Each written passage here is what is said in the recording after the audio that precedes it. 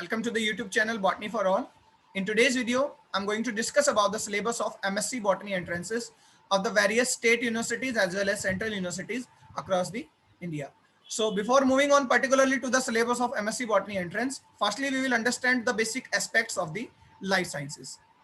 The students which are in their final year of graduation, जो अभी final year में है, they are planning to do the MSc in the different branches of life sciences.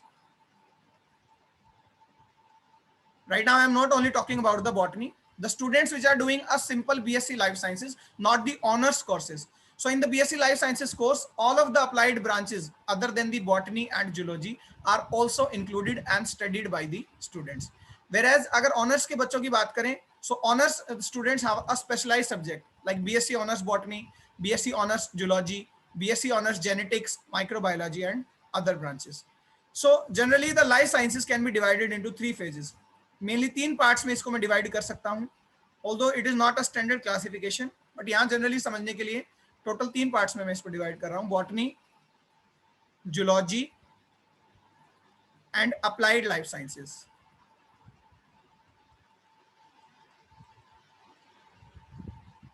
Botany and zoology are most important parts of the life science or biology.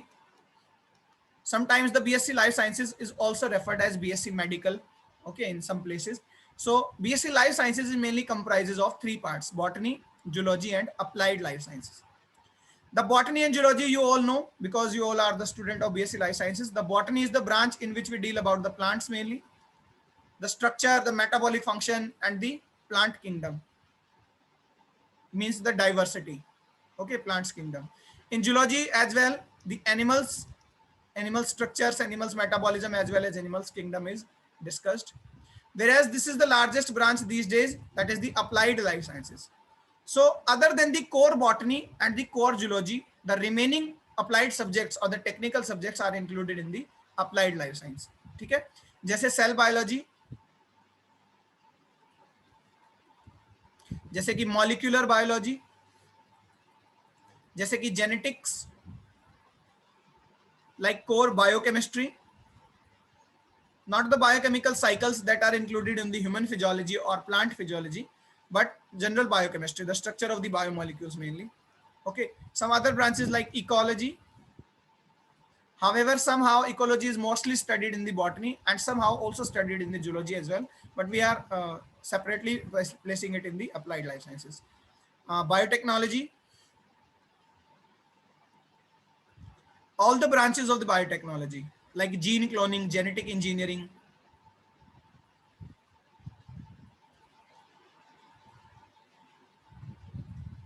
tools and techniques in biology.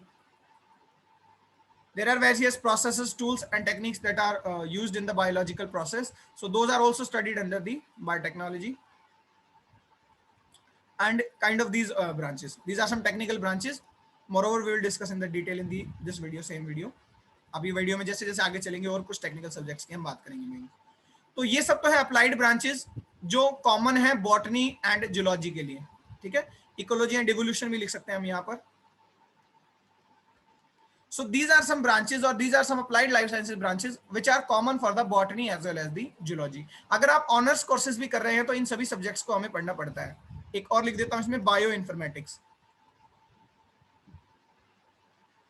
the use of information technology that is computer in biology. बहुत से database हैं जहां पर nucleotide sequences को, protein sequences को जो है website पर स्टोर किया जाता है. एक वेबसाइट है एनसीबीआई मेनली जहां पर स्टोर किया जाता है. तो उन सब चीजों को स्टडी करना बायो इन्फॉर्मेटिक्स है जो कॉमन है बॉटनी या जूलॉजी के लिए. अब देखिए बात करते हैं एंट्रेंसेस के पर्पज से. तो जो स्टूडेंट बीएससी लाइफ साइंस कर रहे हैं उनके पास बहुत से ऑप्शन अवेलेबल हैं कि वो एमएससी जो है वो एमएससी बॉटनी में भी कर सकते हैं, वो एमएससी जूलॉजी में भी कर सकते हैं, और अप्लाइड साइंसेज में जो अप्लाइड लाइफ साइंसेज के सब्जेक्ट्स हैं जैसे जेनेटिक्स, जैसे मॉलिक्यूलर बायोलॉजी, ठीक है, जैसे माइक्रोबायोलॉजी. एक माइक्रोबायोलॉजी और यहां पर लिख देता हूं मैं, स्किप हो गया, बायोटेक्नोलॉजी, बायोकेमिस्ट्री. तो जहां भी जिस भी यूनिवर्सिटीज में, ये डिपेंड करता है यूनिवर्सिटीज टू यूनिवर्सिटीज. कुछ यूनिवर्सिटीज हो सकता है बॉटनी जूलॉजी में ही ऑफर करते हैं मास्टर्स कोर्सेज, कुछ अप्लाइड लाइफ साइंसेज में भी कोर्सेज को जो है ऑफर करते हैं. जैसे कुछ रिसेंटली सेंट्रल यूनिवर्सिटीज ओपन हुए थे तो वहां पर जो है बॉटनी जूलॉजी ना होकर अप्लाइड लाइफ साइंसेज के ब्रांचेस ज्यादा हैं. मैं particularly central university of Haryana की अगर मैं बात करूं, जहां से मैं बिलोंग करता हूं हरियाणा से, वहां पर बॉटनी जूलॉजी में एमएससी नहीं है, जबकि अप्लाइड साइंसेज में 4 सब्जेक्ट हैं, लाइक बायोकेमिस्ट्री, बायोटेक्नोलॉजी, माइक्रोबायोलॉजी और nutritional biology. So the students which are doing BSc Life Sciences, they are having all the gates opened for them. सभी गेट उनके लिए खुले हैं. वो बॉटनी से भी एमएससी कर सकते हैं, वो जूलॉजी से भी कर सकते हैं, और वो अप्लाइड लाइफ साइंसेज सब्जेक्ट से भी कर सकते हैं. टीचिंग में हालांकि बॉटनी और जूलॉजी में ज्यादा अपॉर्चुनिटीज हैं, क्योंकि ज्यादा प्लेसेस पर बीएससी लेवल पर भी, स्कूल लेवल पर भी या मास्टर्स लेवल पर भी मैक्सिमम यूनिवर्सिटीज में बॉटनी और जूलॉजी से एमएससी अवेलेबल होती है. क्योंकि अभी सीट्स कम है, इसी वजह से जो होता है सेल बायो, मॉल बायो या जेनेटिक्स जो अप्लाइड ब्रांचेस हैं, वहां टीचिंग के कम स्कोप है. रिसर्च की अगर बात करें तो इक्वल स्कोप है, या मैं कह सकता हूं कि मोर स्कोप है अप्लाइड लाइफ साइंसेज में. अगर पर्टिकुलरली आपने पीएचडी करना है या किसी भी सीएसआईआर या किसी भी इंस्टीट्यूट में रिसर्च आपने करनी है, तो अप्लाइड सब्जेक्ट जो है ये ज्यादा प्रेफरेबल है. ओके, तो ये तो बात रहे इसके 3 ब्रांचेस के बारे में. अब हम बात करते हैं एमएससी एंट्रेंसेस की. जब आप एंट्रेंसेस में अप्लाई करना चाहते हैं, देखिए ऑनर्स के जो स्टूडेंट हैं उनकी स्पेशलाइजेशन फिक्स हो चुकी होती है ऑलरेडी. बीएससी ऑनर्स बॉटनी करने वाले स्टूडेंट एमएससी जूलॉजी नहीं कर सकते. हालांकि वो बायोकेमिस्ट्री, वो बायोटेक्नोलॉजी ये जरूर कर सकते हैं. वो डिपेंड करता है किस यूनिवर्सिटी का क्या क्राइटेरिया है, बट उनके लिए स्पेशलाइजेशन ऑलरेडी फिक्स हो चुका होता है. तो मैं नॉर्मल स्टूडेंट्स जो बीएससी लाइफ साइंस करते हैं, जो ऑनर्स कोर्स नहीं कर रहे, ठीक है, यानी जो बीएससी लाइफ साइंस कर रहे हैं, उनके लिए ये तीनों ऑप्शंस अवेलेबल हैं, अप्लाइड लाइफ साइंसेज के, जूलॉजी के, एज वेल एज बॉटनी के. अब अगर एंट्रेंस की बात करें तो एंट्रेंस के फॉर्मेट 2 हो सकते हैं. एक फॉर्मेट होता है कोर सब्जेक्ट पैटर्न, और दूसरा होता है लाइफ साइंस पैटर्न. देखिए मैक्सिमम यूनिवर्सिटीज ऐसी हैं जो कोर सब्जेक्ट को ही प्रेफर करती हैं. मान लीजिए मैं दिल्ली यूनिवर्सिटी का एग्जांपल लेता हूं, ठीक है. दिल्ली यूनिवर्सिटी एमएससी बॉटनी का एंट्रेंस अगर कंडक्ट करा रही है, तो वो कोर सब्जेक्ट पैटर्न के अकॉर्डिंग कराएगी, यानी उसमें बॉटनी को डोमिनेंसी दी जाएगी. अब केवल बॉटनी जूलॉजी में कंपैरिजन में कर रहा हूं, ठीक है. लाइफ साइंस तो एसेंशियल पार्ट है, ये सब कहीं पूछे जाएंगे, चाहे बॉटनी का एंट्रेंस हो, चाहे जूलॉजी का एंट्रेंस हो. उसमें cell bio, mol bio, genetics, ecology, biotechnology, microbiology या इस तरह के जो ब्रांचेस है, बायो इन्फॉर्मेटिक्स, वो पूछे ही पूछे जाएंगे, ठीक है. तो कोर सब्जेक्ट में डोमिनेंसी होती है एक सब्जेक्ट की. मान लीजिए आप एमएससी बॉटनी का एंट्रेंस देना चाहते हैं डीयू का, तो बॉटनी भी डोमिनेंसी से आएगी, प्लस लाइफ साइंसेस के अप्लाइड सब्जेक्ट भी आएंगे. क्या नहीं आएगा? नहीं आएंगे कोर सब्जेक्ट जूलॉजी के. अभी डिस्कस करूंगा क्या जूलॉजी के कोर सब्जेक्ट हैं, ठीक है. आप एमएससी जूलॉजी करते हैं डीयू में मान लीजिए, या बीएचयू में, या कहीं भी किसी भी स्टेट यूनिवर्सिटी में, जिस भी स्टेट से आप बिलोंग करते हैं, वहां पर अगर कोर सब्जेक्ट से एंट्रेंस लिया जा रहा है, तो वहां उस सब्जेक्ट की डोमिनेंसी रहेगी, चाहे वो बॉटनी हो चाहे वो जूलॉजी हो.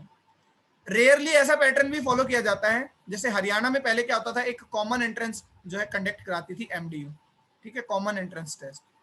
उसमें क्या होता था कि चाहे आप एमएससी बॉटनी करें, चाहे आप एमएससी जूलॉजी करें, चाहे आप एमएससी जेनेटिक्स करें, चाहे आप एमएससी बायोटेक्नोलॉजी करें, एक कॉमन एंट्रेंस लिया जाता था, ठीक है, सभी के लिए. फिर उस एंट्रेंस के नंबर के बेसिस पर काउंसलिंग की जाती थी. जिसने टॉप किया है वो अपनी पसंद का कोर्स भरे, और उसमें वो जो है वो शीट गेन कर पाएगा, अपनी सीट. तो ये एक पैटर्न था, है जो रेयरली फॉलो किया जाता है, कुछ ही यूनिवर्सिटीज ऐसा फॉलो करती हैं. इस पैटर्न में क्या होता है, इक्वल वेटेज होता है, यानी इसमें बॉटनी भी आती है, इसमें जूलॉजी भी आती है, और इसमें अप्लाइड लाइफ साइंसेस के सब्जेक्ट भी आते हैं, ठीक है. जबकि कोर सब्जेक्ट में अगर आप करेंगे तो उसमें बॉटनी प्लस अप्लाइड सब्जेक्ट, वहां जूलॉजी नहीं आएगा. अगर आप एमएससी जूलॉजी का एंट्रेंस देते हैं तो जूलॉजी के कोर सब्जेक्ट्स प्लस अप्लाइड, दोनों फॉर्मेट में, कोर सब्जेक्ट पैटर्न में भी और लाइफ साइंसेस पैटर्न में भी या फॉर्मेट में भी, अगर आप देखेंगे तो लाइफ साइंसेस के अप्लाइड सब्जेक्ट जरूर आते हैं. तो ये तो मोस्ट इंपॉर्टेंट है. इनका परसेंटेज वेरी करता है, उस परसेंटेज को भी चलिए हम समझते हैं. मान लीजिए मैं दोनों केसेस रखकर देखता हूं, एमएससी बॉटनी एंट्रेंस, ठीक है, जहां डोमिनेंसी रहेगी बॉटनी की. सिमिलरली जूलॉजी के लिए भी कंपेयर कर सकते हैं आप. और दूसरा एमएससी लाइफ साइंस एंट्रेंस, ठीक है, जैसे जेएनयू जो है, जवाहरलाल नेहरू यूनिवर्सिटी दिल्ली में, वहां एमएससी लाइफ साइंस के लिए एंट्रेंस दिया जाता है. तो देखिए वेरी क्या करेगा, जब एमएससी बॉटनी का एंट्रेंस आप देंगे तो 50% कोर बॉटनी आएगी, ठीक है, और 50% अप्लाइड सब्जेक्ट्स आएंगे. अब कोर बॉटनी के सब्जेक्ट क्या होते हैं जी? कोर्स बॉटनी के सब्जेक्ट हैं जैसे कि उनके डाइवर्सिटी या उनका किंगडम। किंगडम का मतलब है सारे डिवीजन, ठीक है, जैसे कि एल्गी है, जैसे ब्रायोफाइट है, जैसे टेरिडोफाइट है, जिम्नो है, एंजियोस्पर्म्स है। अभी मैं डिटेल में जब एमएससी बॉटनी का एंट्रेंस डिस्कस करूंगा तो इनको हम और डिटेल में डिस्कस करेंगे, ठीक है, क्या पढ़ना है एल्गी वगैरह में। बट मैं कोर बॉटनी के सब्जेक्ट बता रहा हूं अभी, ठीक है। जितनी भी लोअर बॉटनी है, जो आपकी डाइवर्सिटी होती है, वो आते हैं। उसके अलावा एनाटमी आती है फ्लावरिंग प्लांट्स की, ये भी कोर बॉटनी का पेपर है, ठीक है, ये अप्लाइड लाइफ साइंस का पेपर नहीं है। उसके अलावा सबसे इंपॉर्टेंट प्लांट फिजियोलॉजी, सभी मेटाबॉलिक रिएक्शंस या फिजियोलॉजी ओनली प्लांट्स की, ये कोर बॉटनी का पेपर है। प्लांट टेक्सोनॉमी, क्लासिफाई करना प्लांट्स को, और मेनली एंजियोस्पर्म प्लांट्स को, देखिए वेरियस फैमिलीज को स्टडी करना, टाइप कंसेप्ट पढ़ना, ठीक है, बहुत से नॉमेनक्लेचर के रूल्स पढ़ना, ये सब प्लांट टेक्सोनॉमी में आता है, कोर सब्जेक्ट है। इकोनॉमिक बॉटनी, ये भी कोर सब्जेक्ट है जो प्लांट के लिए लिमिटेड है। Plant tissue culture. अब प्लांट फिजियोलॉजी जिसकी मैंने बात करी थी, ये अपने आप में एक बहुत डाइवर्स सब्जेक्ट है। Photosynthesis, respiration, plant growth regulator यानी कि सारे hormone, growth and development, plant के अंदर कैसे ग्रोथ और डेवलपमेंट होती है, हार्मोन्स का क्या रोल है, लाइट का क्या रोल है जैसे फोटोपीरियडिज्म, वर्नलाइजेशन, ठीक है, स्ट्रेस फिजियोलॉजी, प्लांट को स्ट्रेस से क्या फर्क पड़ता है, सेकेंडरी मेटाबोलाइट जो प्लांट प्रोड्यूस करता है, ये बहुत सी चीजें प्लांट फिजियोलॉजी में ही पढ़ी जाती है। टिश्यू कल्चर, इकोनॉमिक बॉटनी की प्लांट्स जो रिसोर्सेज हैं, पीआरयू भी बोलते हैं इसको, प्लांट रिसोर्स यूटिलाइजेशन, कि प्लांट रिसोर्स को कैसे यूटिलाइज कर सकते हैं हम इकोनॉमिकली या इकोलॉजिकली, क्या फायदा वो हमें पहुंचा सकते हैं। तो ये कुछ सब्जेक्ट हैं जो स्पेसिफाइड होते हैं किसके लिए, केवल प्लांट के लिए। 50% वेटेज इनका रहता है। बचे हुए 50% में अप्लाइड सब्जेक्ट आते हैं, जैसे सेल बायो, जैसे मॉलिक्यूलर बायो, या जो भी सारे हमने डिस्कस किए थे, जैसे जेनेटिक्स। अब यहां पर ध्यान हमें ये देना है कि जब एमएससी बॉटनी का स्पेसिफिकली एंट्रेंस हम दे रहे हैं, तो उसमें जूलॉजी के कोर सब्जेक्ट बिल्कुल भी नहीं आते, यानी ना तो जूलॉजी की डाइवर्सिटी आती है, ठीक है, आपको जो फाइलम है, डिफरेंट फाइलम्स हैं, उनको पढ़ने की जरूरत नहीं है, कोऑर्डिनेट नॉन कोऑर्डिनेट कुछ भी आप नहीं पढ़कर जाए अगर आप सिर्फ एमएससी बॉटनी एंट्रेंस दे रहे हैं तो, ठीक है। आप इम्यूनोलॉजी नहीं पढ़कर जाएं, आप ह्यूमन फिजियोलॉजी ना पढ़कर जाएं, एक भी क्वेश्चन नहीं आएगा एमएससी बॉटनी एंट्रेंस में, ठीक है। आप टिश्यूज ना पढ़कर जाएं या स्ट्रक्चर ना पढ़ के जाएं, एनिमल्स के अंदर कौन से टिश्यूज है, केवल प्लांट के टिश्यू आप पढ़ें, ठीक है। एंटोमोलॉजी ना पढ़ें आप, डेवलपमेंटल बायोलॉजी ऑफ एनिमल्स आप ना पढ़ें, एक्सेट्रा, ठीक है। जो स्पर्मेटोजेनेसिस है ह्यूमंस के अंदर या एनिमल्स के अंदर, वो पर्टिकुलरली कहीं भी नहीं पूछा जाता। तो सिमिलरली देखिए, अगर आप एमएससी जूलॉजी एस्पिरेंट भी हैं तो एटलीस्ट मैंने आपके लिए भी बहुत से सब्जेक्ट लिख दिए हैं जो कोर जूलॉजी के सब्जेक्ट हैं। अब ये वाइस वर्सा एक दूसरे से, एमएससी जूलॉजी का एंट्रेंस देते हैं तो कोर बॉटनी के सब्जेक्ट आप ना पढ़कर जाएं। प्लांट फिजियोलॉजी, फोटोसिंथेसिस नहीं आएगा कभी भी जूलॉजी एंट्रेंस में।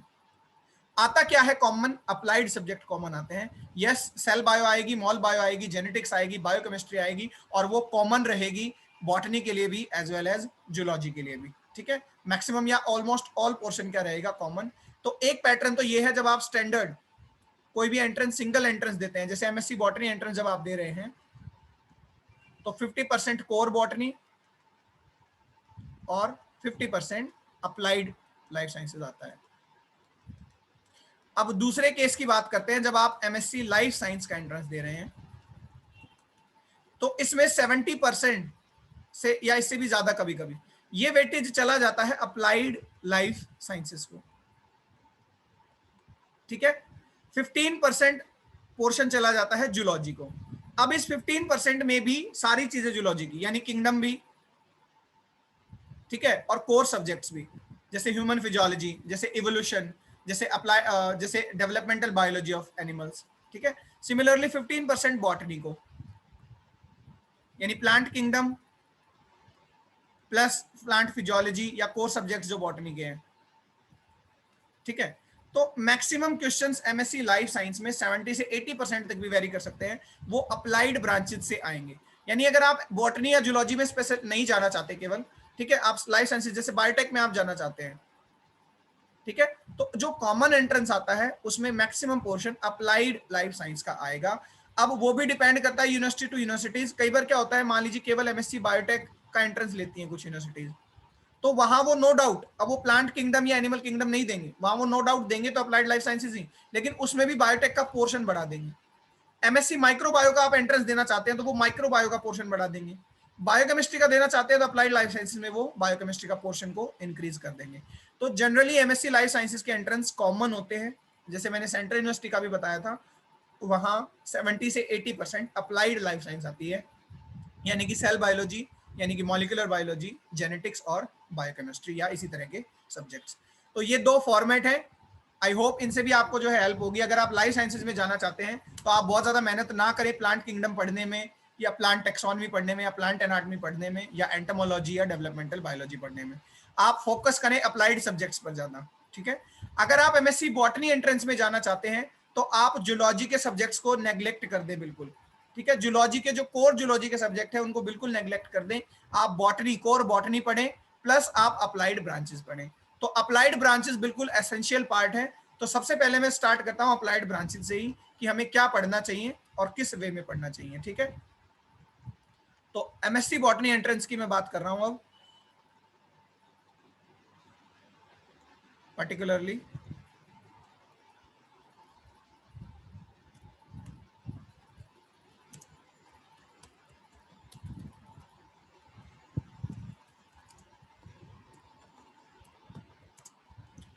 Very quickly I will discuss और राइट द जो कंसेप्ट्स।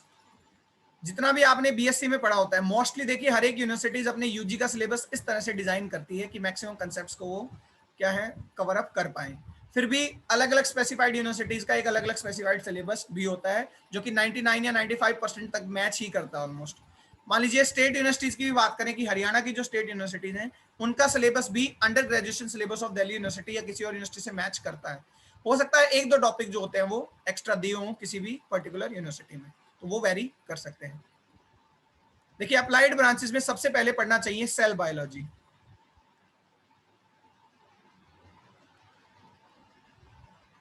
अब चाहे आप लाइफ साइंसेस के एंट्रेंस दे, चाहे जूलॉजी के दे, चाहे बॉटनी के दें, सेल बायो सेम रहेगा। परसेंटेज जो मैंने बताया वो वेरी कर जाएगा। सेल बायोलॉजी का पोर्शन बढ़ जाएगा अगर आप लाइफ साइंस का एंट्रेंस देते हैं, अगर बॉटनी का देते हैं तो स्लाइटली जो है परसेंटेज वो कम हो जाएगा, ठीक है। सेल बायोलॉजी में क्या पढ़ना चाहिए? डिफरेंट ऑर्गेनलीज पढ़नी चाहिए, सेल ऑर्गेनलीज। अब यहां पर मुझे डिटेल में बताने की जरूरत नहीं है, बहुत सी सेल ऑर्गेनली होती है, nucleus, mitochondria, Golgi, lysosome, chloroplast. Plant के लिए मान लीजिए बॉटनी का इंटरेस्ट दे रहे हैं तो क्लोरोप्लास्ट पर ज्यादा जोर दें। एनिमल्स का है तो लाइसोसोम्स पर, सेल मेम्ब्रेन पर, वहां ज्यादा जोर दें आप, ठीक है। तो सेल मेम्ब्रेन एक तो बहुत इंपॉर्टेंट होती है क्योंकि ये ट्रांसपोर्ट कराती है। मेम्ब्रेन की स्ट्रक्चर पढ़ें, फंक्शन पढ़ें, ट्रांसपोर्टर्स पढ़ें, ठीक है। इंट्रेंसिक प्रोटीन होते हैं, एक्सट्रेंसिक प्रोटीन होते हैं, इन सब चीजों के बारे में पढ़ें। अदर सेल ऑर्गेनली पढ़ें। न्यूक्लियस जरूर इंपॉर्टेंट है, प्लांट है तो क्लोरोप्लास्ट इंपॉर्टेंट है, माइटोकॉन्ड्रिया भी इंपॉर्टेंट है, ठीक है। इन्हें स्पेशल जो है प्रेफरेंस दें। इसके अलावा भी सारे ऑर्गेनलीज हम पढ़ते हैं। तो मेनली तो सेल ऑर्गेनलीज से सेल बायो कवरअप होता है। उसके अलावा सेल सिग्नलिंग, क्योंकि सेल के अंदर बहुत से फंक्शंस जो है मेटाबॉलिक फंक्शंस वो चल रहे हैं, तो उनको रेगुलेट करने के लिए, बहुत से मॉलिक्यूल्स को एक्सेप्ट करने के लिए, बाहर भेजने के लिए, सिग्नल ट्रांसडक्शन में सेल सिग्नलिंग जो होती है, ये कंसेप्ट ये भी आप जरूर पढ़ें। सेल टू सेल जंक्शंस पढ़ें आप, कैसे एक सेल दूसरी सेल से कनेक्ट होती है। सेल सिग्नलिंग अपने आप में एक बहुत डाइवर्स टॉपिक है। सब कुछ याद अगर नहीं भी होता, एटलीस्ट कंसेप्ट्स को गेन करें। कितने टाइप के रिसेप्टर होते हैं, कौन कौन से लीगेंड हो सकते हैं, ठीक है, रिसेप्टर जिनको एक्सेप्ट करते हैं। जीपीसीआर आप पढ़ें, जी प्रोटीन कपल्ड रिसेप्टर एक इंपॉर्टेंट क्लास है सिग्नलिंग की, ठीक है, वो भी इंपॉर्टेंट है। कुछ प्रोसेस जो डिजीज कॉजिंग करने में या डिजीज से प्रिवेंट करने के लिए इंपॉर्टेंट है सिग्नलिंग में, वो भी हम पढ़ें। हार्मोन्स की सिग्नलिंग भी आप पढ़ सकते हैं।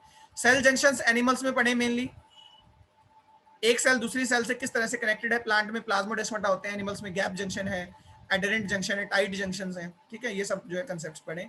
Cell cycle, cell cycle plus cell division.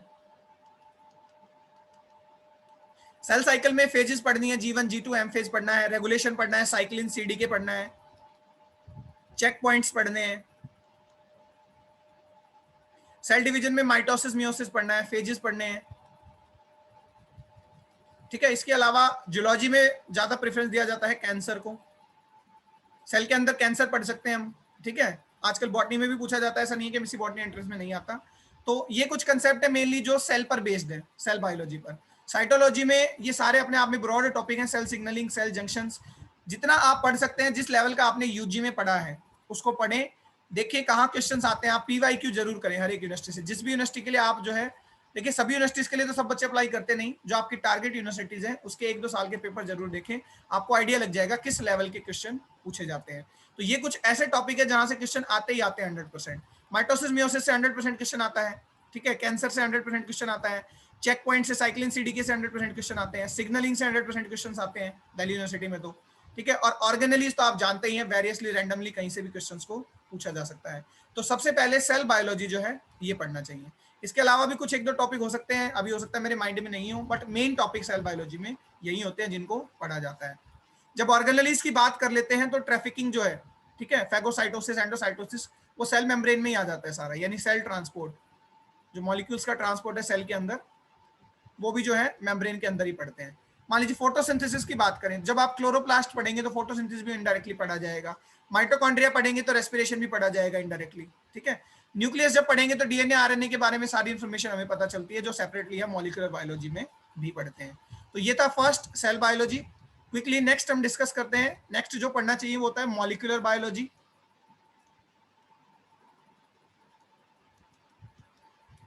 Molecular biology में मेनली फंडामेंटल प्रोसेसेस को पढ़ा जाता है, क्योंकि मॉलिक्यूलर लेवल पर यानी डीएनए लेवल की बात की जाती है, तो फंडामेंटल प्रोसेस जैसे कि डीएनए रेप्लिकेशन, ठीक है, ट्रांसक्रिप्शन। अब जब आप एमएससी एंट्रेंसेस के लिए प्रिपेयर करते हैं तो रेप्लिकेशन का मतलब सिर्फ इतना नहीं है कि आपने जो 10+2 में पढ़ा था कि आप एंजाइम्स पढ़ लें, प्रोसेस पढ़ लें बेसिक एक, ठीक है, किस मतलब एक स्ट्रैंड के बारे में पढ़ ले, केवल इतना नहीं पढ़ना, हमने रेगुलेशन भी पढ़ना है, ठीक है, हमने जीन लेवल पर भी पढ़ना है, कौन से जीन्स होते हैं, किस तरह के एंजाइम्स हैं जो रेगुलेट करते हैं डीएनए रेप्लिकेशन को, तो डिटेल्ड लेवल पर जाकर प्रोकैरियोट में और यूकैरियोट में अलग अलग पढ़ना है सेपरेटली, ठीक है। सिमिलरली ट्रांसक्रिप्शन को भी बहुत डिटेल में पढ़ना है, आरएनए मॉडिफिकेशंस पढ़नी है, सीधा जो आरएनए बनता है वो डायरेक्ट प्रोटीन में कन्वर्ट नहीं होता, उनकी मॉडिफिकेशन होती है, आरआरएनए की अलग मॉडिफिकेशन है, एमआरएनए की अलग मॉडिफिकेशन है, टीआरएनए की अलग मॉडिफिकेशंस है, ठीक है। टाइप्स पढ़ सकते हैं आप डीएनए आरएनए के, A model, A DNA, B DNA, Z DNA, इन पर 100% क्वेश्चन आता है मोस्ट प्रोबेबली, जो है बॉटनी एंट्रेंस हो चाहे जूलॉजी हो चाहे लाइफ साइंसेस, बहुत क्वेश्चन आते हैं। ये हर एक टॉपिक मैं आपको ऐसे ही बता रहा हूँ जिन पर 100% लिखने की जरूरत भी नहीं है, क्वेश्चन आते ही आते हैं। ट्रांसक्रिप्शन, रेप्लिकेशन, इनसे जरूर क्वेश्चन पूछे जाते हैं। Protein synthesis, that is translation, ठीक है, ट्रांसलेशन पर भी क्वेश्चन आते हैं।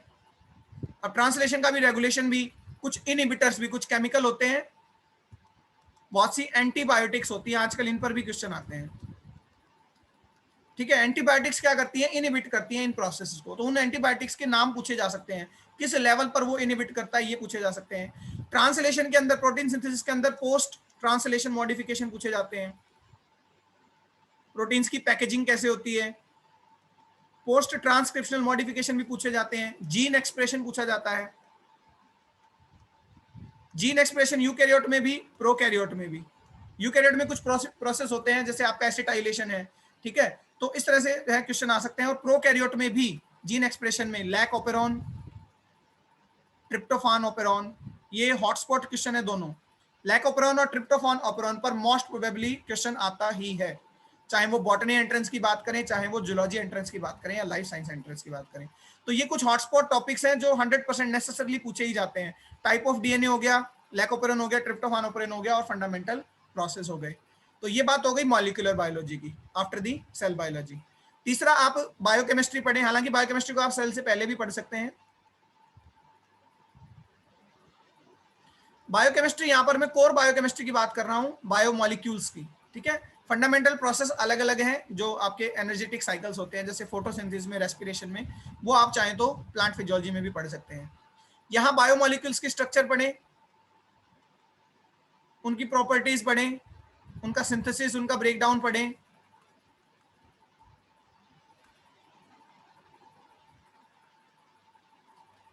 ठीक है। देखिए, I am trying to cover up all the things in a very fast manner. Exactly एक एक टॉपिक में आपको नहीं बताऊंगा। मान लीजिए जब मैं आपसे कहता हूं बायोमॉलिक्यूल की स्ट्रक्चर्स, और यहां मैंने मान लीजिए लिख दिया कार्बोहाइड्रेट्स या proteins, lipids, other organic molecules etcetera. तो इसका मतलब ये नहीं है कि मैं आपको ये भी बताऊं कार्बोहाइड्रेट में आप मोनोसेक्राइड, डाइसेक्राइड, पॉलीसेक्राइड पढ़ें, पॉलीसेक्राइड में आप सेलुलोज पढ़ें, स्टार्च पढ़ें। इसका एक जनरल मतलब है कि आप कार्बोहाइड्रेट को पूरा पढ़ें, प्रोटीन्स को पढ़ें, लिपिड्स को पढ़ें, ठीक है। प्रोटीन के अंदर सारी चीजें हमने पढ़नी है, प्रोटीन की फोल्डिंग, प्रोटीन का डीनेचुरेशन, प्रोटीन्स की सिंथेसिस, किस यूनिट से वो बने हैं, पेप्टाइड क्या होते हैं, रामाचंद्रन प्लॉट आप पढ़ें, ठीक है। प्रोटीन की फोल्डिंग, प्रोटीन का डिग्रेडेशन पढ़ें, यूबिक्विटिनेशन के थ्रू कैसे डिग्रेड होते हैं। इसके अलावा प्रोटीन की structure most important, primary, quaternary, tertiary, ठीक है, और सेकेंडरी, उसमें भी सेकेंडरी स्ट्रक्चर मोस्ट इंपॉर्टेंट होते हैं, बीटा प्लेट्स, अल्फा हेलिक्स, ये सब आप पढ़ें। प्रोटीन बहुत इंपॉर्टेंट है बायोकेमिस्ट्री में क्लास। लिपिड में हम फैट्स पढ़ें, फैटी एसिड पढ़ें, अलग अलग तरह के, saturated fatty acid, non saturated fatty acid, fats का सिंथेसिस पढ़ें, ब्रेकडाउन पढ़ें, बीटा ऑक्सीडेशन, बीटा ऑक्सीडेशन पर क्वेश्चन आते हैं, ठीक है। न्यूक्लिक एसिड्स पढ़ें बायोकेमिस्ट्री में, यानी डीएनए और आरएनए के बारे में सब कुछ, उनका स्ट्रक्चर, उनका कॉन्फ़िगरेशन, यहाँ भी आप टाइप पढ़ सकते हैं, एडीएनए, बीडीएनए, आरआरएनए, टीआरएनए क्या होता है, ठीक है, उनका स्ट्रक्चर क्या है, क्या कंपोनेंट्स हैं, शुगर क्या है, न्यूक्लियोटाइड क्या है, एक न्यूक्लियोसाइड और न्यूक्लियोटाइड में क्या डिफरेंस है, न्यूक्लिक एसिड्स को हम पढ़ सकते हैं, ठीक है। उसके अलावा कोई और ऑर्गेनिक बायोमोलिक्यूल्स हों, जैसे विटामिन, जैसे हॉर्मोन्स, और मोस्ट इंपॉर्टेंट एंजाइम्स। जो एंजाइम बायोकेमिस्ट्री है उसको भी जरूर पढ़ें। एंजाइम में भी बहुत सी चीजें हैं, जो अच्छे यूनिवर्सिटीज है उनमें माइकेलिस मेंटन कांस्टेंट यानी रेट जो है वो भी पूछा जाता है, ठीक है, केएमए की क्वेश्चन होती है। और उसके अलावा इनके रेगुलेशन पूछा जा सकता है, एंजाइम काइनेटिक्स आ सकती है, स्ट्रक्चर आ सकते हैं, नॉमेनक्लेचर आ सकता है, एंड वेरियस अदर प्रॉपर्टीज। तो एंजाइम्स भी पढ़ें। तो ये कुछ पोर्शन है जो कोर बायोकेमिस्ट्री का पोर्शन है, जिस पर क्वेश्चंस आते ही आते हैं। प्रोटीन्स ऐसा पोर्शन है जिस पर 2 से 3 क्वेश्चन आते हैं, लिपिड से 1 या 2 क्वेश्चन आ सकते हैं, न्यूक्लिक एसिड से 100% 1 से 2 क्वेश्चन आते हैं जो लिंक होते हैं मॉलिक्यूलर बायोलॉजी से या डायरेक्ट जेनेटिक्स से, ठीक है। विटामिन पर पक्का क्वेश्चन आते हैं, जूलॉजी एंट्रेंस में ज्यादा आते हैं, बॉटनी एंट्रेंस में हो सकता है विटामिन पर क्वेश्चन ना आए, बट जनरल लाइफ साइंस में या जूलॉजी में आते हैं। एंजाइम्स एक ऐसा पोर्शन है जिससे 3 से 4 क्वेश्चन 100% आते हैं, ठीक है, चाहे वो बॉटनी का एंट्रेंस हो, चाहे वो जूलॉजी का हो, चाहे वो कोर लाइफ साइंस का एंट्रेंस हो। तो ये 3 सब्जेक्ट है main, cell biology, molecular biology, biochemistry. इसके अलावा जेनेटिक्स, नेक्स्ट आप पढ़ें जेनेटिक्स।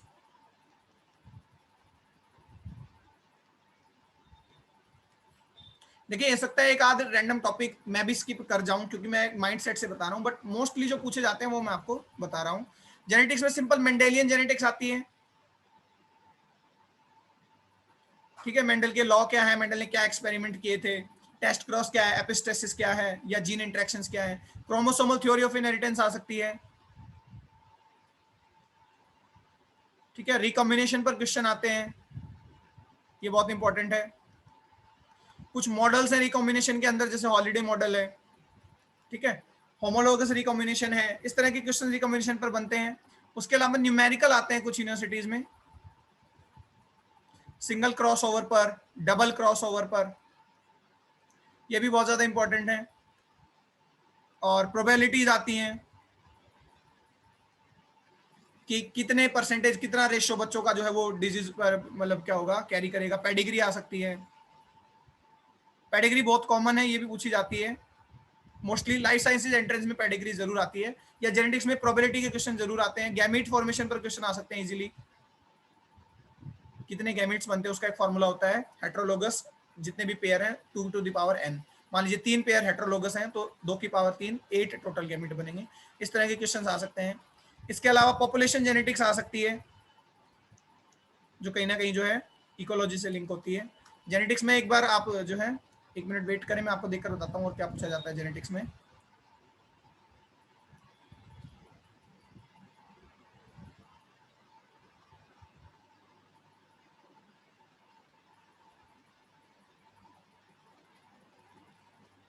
देखिए मेंडेलियन जेनेटिक्स आती है मेनली, लिंकेज, क्रॉसिंग ओवर, इमोल्डेड रिकॉम्बिनेशन में आते हैं। क्रोमोसोमल मैपिंग यानी क्रोमोसोम्स पर क्वेश्चन जरूर आते हैं। क्रोमोसोमल में अल्टरेशंस है बहुत सारी, डिलीशन, ठीक है, ट्रांसलोकेशन, और नंबर पर भी, एनेप्लॉइडी, पॉलीप्लॉइडी, इन सब चीजों पर, तो क्रोमोसोम में भी क्वेश्चन पूछे जाते हैं, म्यूटेशंस पे क्वेश्चन आते हैं, सेक्स डिटर्मिनेशन पर क्वेश्चन आ सकते हैं, जूलॉजी में ज्यादा आते हैं सेक्स डिटर्मिनेशन पर। उसके अलावा क्वांटिटेटिव जेनेटिक्स आ सकती है, क्याउटीएल जिसको बोलते हैं। तो ये कुछ जेनेटिक्स के टॉपिक हैं जो मोस्ट प्रोबेबली पूछे जाते हैं। इसमें भी सबसे इंपॉर्टेंट जो है पेडिग्री है, क्रोमोसोमल एब्रिवेशंस हैं, ठीक है, चाहे वो किसी भी तरह की म्यूटेशन हो, स्ट्रक्चरल हो या आपकी न्यूमेरिकल अल्टरेशन हो, म्यूटेशंस पर भी क्वेश्चन आते हैं। तो ये कुछ टॉपिक है। मेंडल जेनेटिक्स से क्वेश्चन आ सकते हैं, बेसिक्स, रिकॉम्बिनेशन में मॉडल्स पर क्वेश्चन आ सकते हैं, और सबसे ज्यादा इंपॉर्टेंट अगर डीयू के लिए बात करूं तो सिंगल क्रॉसओवर या डबल क्रॉसओवर पर भी क्वेश्चन आ सकते हैं। तो ये बात रही जेनेटिक्स की। बायोकेमिस्ट्री में ऑलरेडी डिस्कस कर चुका हूं। उसके बाद टेक्निकल सब्जेक्ट्स की अगर बात करें तो बायोटेक्नोलॉजी की बात करते हैं हम, ठीक है। Yes, fifth one is biotechnology.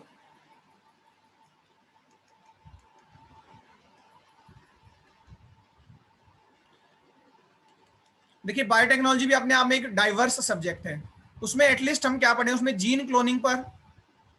अब जीन क्लोनिंग में बहुत सी चीजें हैं, वेक्टर्स हैं, एंजाइम्स हैं, एप्लीकेशंस हैं, कुछ टूल्स हैं।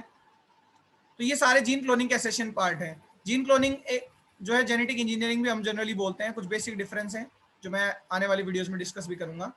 तो जेनेटिक क्लोनिंग या जेनेटिक इंजीनियरिंग पूछी जाती है। उसके अलावा बायो इन्फॉर्मेटिक्स भी इसी का पार्ट है, इसी में इंक्लूड कर लेते हैं।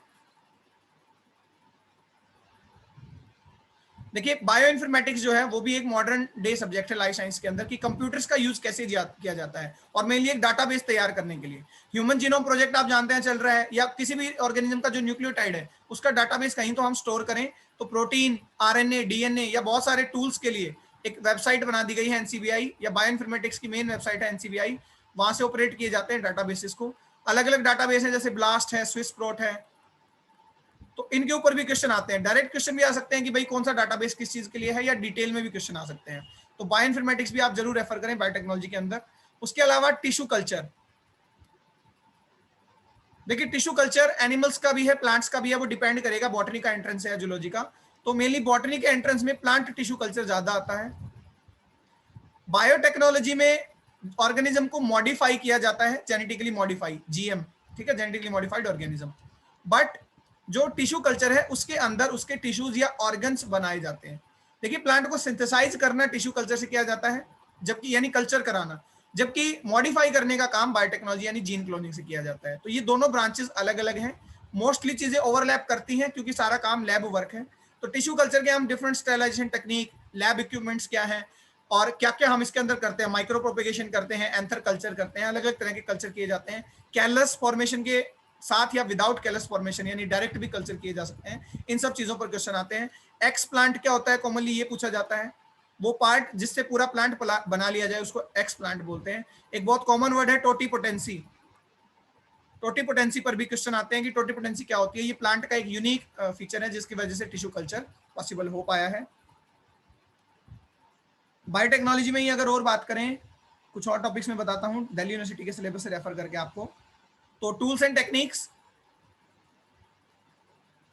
देखिए टेक्नोलॉजी तो बहुत सी जगह अप्लाई की जाती है, बट कुछ पर्टिकुलर वो टूल्स या वो टेक्निक्स, कुछ मशीन्स या कुछ प्रोसेस जो हम बायोलॉजी में यूज करते हैं, सेल्स पर, ऑर्गन्स पर, या डायरेक्ट ह्यूमन बेनिफिट में, या किसी भी एनिमल्स पर जो हम टेक्नोलॉजी यूज करते हैं, वो टूल्स एंड टेक्निक्स में आती है। जैसे कि हम बहुत सी क्रोमेटोग्राफीज करते हैं, ठीक है। उसके अलावा जो आपके इलेक्ट्रोफोरेसिस है, स्टेरिलाइजेशन के लिए बहुत सी चीजें यूज की जाती है, जैसे लेमिनार है, ठीक है। इस तरह की कुछ इक्विपमेंट्स, कुछ टेक्नोलॉजी टूल्स एंड टेक्निक्स में पढ़े जाते हैं। ब्लॉटिंग टेक्निक होती है मोस्ट इंपॉर्टेंट। डीएनए, आरएनए और प्रोटीन के लिए अलग अलग टेक्निक्स है, southern blotting, northern blotting and western blotting respectively. DNA के लिए साउदर्न ब्लॉटिंग होती है। डीएनए फिंगरप्रिंटिंग है। एक बहुत ही इंपॉर्टेंट टॉपिक है मॉलिक्यूलर मार्कर्स। इस पर भी आने वाले टाइम में मैं वीडियो बनाने वाला हूं। तो मॉलिक्यूलर मार्कर्स जो है, जैसे आपका रैंडम एम्पलीफाइड पॉलीमॉर्फिक डीएनए, आरएपीडी होता है, ठीक है, आरएफएलपी होता है, रेस्ट्रिक्शन फ्रेगमेंट लेंथ पॉलीमॉर्फिज्म। तो इस तरह के मॉलिक्यूलर मार्कर्स बहुत इंपॉर्टेंट है आजकल बायोटेक्नोलॉजी या जेनेटिक इंजीनियरिंग में। इनको भी जरूर पढ़ना है आपने, ठीक है। इसके अलावा प्लांट ट्रांसफॉर्मेशन टेक्नोलॉजी में एग्रोबैक्टीरियम, मीडिएटेड जीन ट्रांसफर। देखिए एमएससी बॉटनी एंट्रेंस में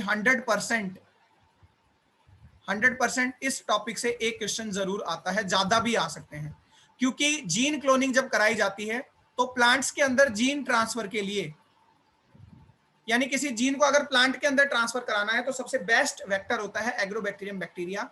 कैसे एग्रोबैक्टीरियम जीन ट्रांसफर करा सकता है, और एग्रोबैक्टीरियम पर बेस, रिसर्च में भी इस टॉपिक का बहुत इंपॉर्टेंस है, एग्रोबैक्टीरियम पर बेस ही जीन क्लोनिंग की जाती है प्लांट के अंदर। तो बहुत से क्वेश्चन हायर लेवल तक भी एग्रोबैक्टीरियम से आते हैं, और एमएससी बॉटनी में भी 100% क्वेश्चन आता है, ये बायोटेक्नोलॉजी का ही पार्ट है। यहीं पर एक टॉपिक बता देता हूं, ABC model, ABC model of flower development, तो ये डेवलपमेंटल बायोलॉजी का पार्ट है, इस पर भी 100% क्वेश्चन आता है एमएससी बॉटनी एंट्रेंस में। हालांकि ये दोनों कोर बॉटनी के टॉपिक हैं, ठीक है, प्लांट बायोटेक की। तो ये कुछ टॉपिक हैं जो बायोटेक्नोलॉजी में एसेंशियली पूछे जा सकते हैं। इसमें सबसे इंपॉर्टेंट जीन क्लोनिंग रहेगा, मॉलिक्यूलर मार्कर्स रहेंगे, टेक्निक्स के बारे में हमें पता होने चाहिए, बहुत से माइक्रोस्कोपी के बारे में हमें पता होना चाहिए, अलग अलग तरह के माइक्रोस्कोप होते हैं, light microscope, compound microscope, electron microscope, scanning electron microscope, transmission electron microscope, तो इस तरह से SEM TEM, इन सब की बेसिक नॉलेज भी हमें होनी चाहिए। तो ये 5वां टेक्निकल सब्जेक्ट था बायोटेक्नोलॉजी। उसके अलावा माइक्रोबायोलॉजी की अगर मैं बात करूं,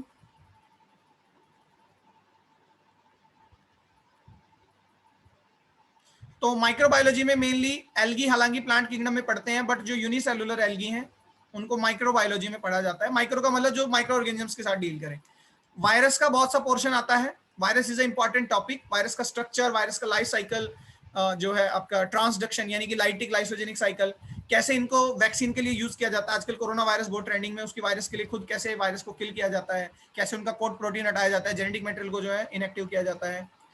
वायरस कॉजिंग डिजीज भी पढ़ी जाती है प्लांट के अंदर, जैसे TMV, टोबैको मोज़ेक वायरस, ठीक है, या मोज़ेक ऑफ बिंडी। इसी तरह से माइक्रोबायोलॉजी में मेनली बैक्टीरिया, अब बैक्टीरिया की लाइफ साइकिल, बैक्टीरिया का स्ट्रक्चर, बैक्टीरिया का nutrition, all about bacteria, that is important. Mainly सबसे ज्यादा तो बैक्टीरिया पढ़ा जाता है माइक्रोबायोलॉजी में। उसके अलावा डिजीज पढ़े जाते हैं, फंगल डिजीज हम पढ़ सकते हैं, हालांकि ये फंगस में भी सेपरेटली पढ़ेंगे, तो यहाँ भी हम इसको इंक्लूड कर सकते हैं। तो माइक्रोबायोलॉजी के अंदर ये कुछ पढ़ा जाता है, ठीक है। कुछ और टॉपिक देखकर बताता हूँ जो माइक्रोबायोलॉजी में आप पढ़ सकते हैं।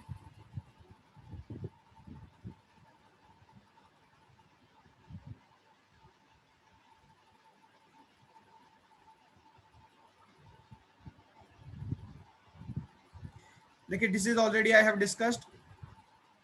माइकोराइजा आप पढ़ सकते हैं, इसमें एसोसिएशन होता है फंगस का, ठीक है। लाइकन पढ़ सकते हैं आप इसमें। तो ये कुछ टॉपिक हैं जो माइक्रोबायोलॉजी के लिए हैं। अब अगर आप स्पेशली लाइफ साइंस एंट्रेंस देते हैं तो हायर लेवल के क्वेश्चन आते हैं, ठीक है। इन्फेक्शन पर बहुत क्वेश्चन आते हैं भाई, गेट में भी, नेट में भी, एमएससी एंट्रेंसेस में भी, कि जनरली देखिए वायरस जो होते हैं बैक्टीरियोफाज, वो बैक्टीरिया पर अटैक करते हैं, तो उनमें कंसंट्रेशन दे दी जाती है। आपको सिंपली डिवाइड करके, या इन्फेक्शन का एक फॉर्मूला होता है, उसके थ्रू आपको फाइंड आउट करना है किस मल्टीप्लिसिटी के साथ इन्फेक्शन किया जा रहा है। ये क्वेश्चन जो मैं बता रहा हूं इसको आप जो है सर्च कर सकते हैं, गेट में भी आते हैं हर बार, मल्टीप्लिसिटी ऑफ इन्फेक्शन।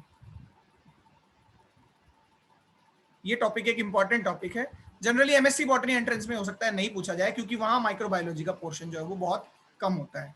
तो ये भी एक टेक्निकल सब्जेक्ट है। अब मैं ये देख लेता हूँ कि कोई टेक्निकल सब्जेक्ट बचा है क्या, उसके बारे में एक्सप्लेन करूंगा, फिर हम कोर बॉटनी पर आएंगे, ठीक है। मैंने सेल बायो डिस्कस कर दिया, मॉल बायो डिस्कस कर दिया, जेनेटिक्स डिस्कस कर दिया, बायोकेमिस्ट्री डिस्कस कर दिया, बायोटेक हमने डिस्कस कर लिया, और माइक्रोबायोलॉजी। जो जो टॉपिक मैंने लिखे हैं उनको आपने एटलीस्ट बेसिक्स तो क्लियर करने ही करने हैं। देखिए जितना सिलेबस आपने 3 साल में पढ़ा उसको आप 2-3 महीने में नहीं पढ़ सकते, पॉइंट टू पॉइंट रटने की जरूरत नहीं है, आप एटलीस्ट उसको गेन कर लें। मान लीजिए मैं कहता हूँ राइबोसोम्स, तो एटलीस्ट आपको ribosome as a cell organelle का ये चीज पता हो कि राइबोसोम जो होते हैं वो प्रोटीन सिंथेसिस में हेल्प करेंगे, क्योंकि उनकी 2 सब यूनिट होती है, एक लार्ज सब यूनिट, एक स्मॉलर सब यूनिट, और वो दोनों यूनिट जाकर कहाँ, mRNA पर अटैच होती है। तो राइबोसोम के बारे में बहुत कुछ रटने की जरूरत नहीं है, एक बेसिक फंक्शन जरूर आप याद रखें हर एक ऑर्गेन का। आपको ये पता हो कि डीएनए रेप्लिकेशन कहां होता है, आपको एटलीस्ट ये पता हो कि सेल के अंदर डीएनए है या डीएनए में सेल है। तो कहने का मतलब कंसेप्ट आपके क्लियर होने चाहिए, आपको पता हो डीएनए रेप्लिकेशन न्यूक्लियस में हो रहा है, ट्रांसलेशन जो हो रहा है वो साइटोप्लाज्म में हो रहा है, मान लीजिए रेस्पिरेशन की बात करें क्रेब्स साइकिल मैट्रिक्स में हो रही है। तो ये बेसिक कंसेप्ट आपको जरूर पता होने चाहिए, क्योंकि साइट के ऊपर भी बहुत सारे क्वेश्चंस आते हैं। तो टेक्निकल सब्जेक्ट्स की अगर बात करें तो cell bio I have covered, ठीक है, molecular biology I have covered, and other than that we have covered the genetics also, genetics and genomics, genomics भी पार्ट जेनेटिक्स का ही होता है. So these are some technical subjects. ठीक है, ecology की बात कर लेते हैं चलिए, क्योंकि इकोलॉजी भी जो है वो दोनों के लिए कॉमन होता है, zoology as well as botany. हालांकि बॉटनी एंट्रेंस में ज्यादा आती है इकोलॉजी. ठीक है, जूलॉजी एंट्रेंस में इकोलॉजी की बजाय एवोल्यूशन ज्यादा आता है. तो इकोलॉजी एंड एवोल्यूशन में सबसे पहले इंडिविजुअल लेवल पर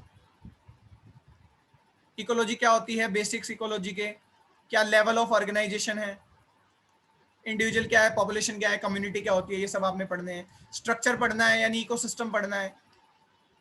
स्ट्रक्चर में कंपोनेंट्स, बायोटिक फैक्टर, ए बायोटिक फैक्टर,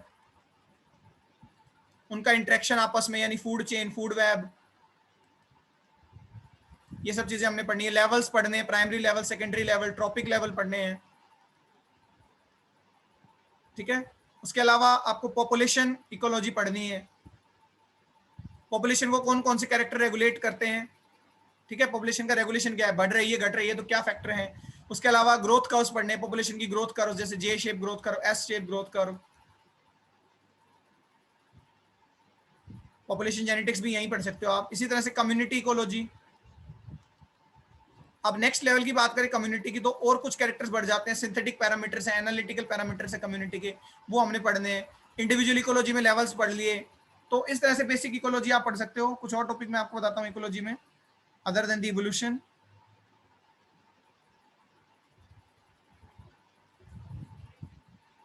हम एबायोटिक फैक्टर्स पढ़ सकते हैं सारे. ठीक है, जैसे कि सॉइल, जैसे वाटर, जैसे ह्यूमिडिटी. प्लांट पढ़ रहे हो तो लाइट भी पढ़े, लाइट का बहुत इंपॉर्टेंस होता है प्लांट के लिए. लाइट की इंटेंसिटी कैसे अफेक्ट करती है, लाइट की ड्यूरेशन यानी फोटोपीरियडिज्म कैसे अफेक्ट करता है, टेम्परेचर. इस तरह से एबायोटिक फैक्टर आप पढ़ें.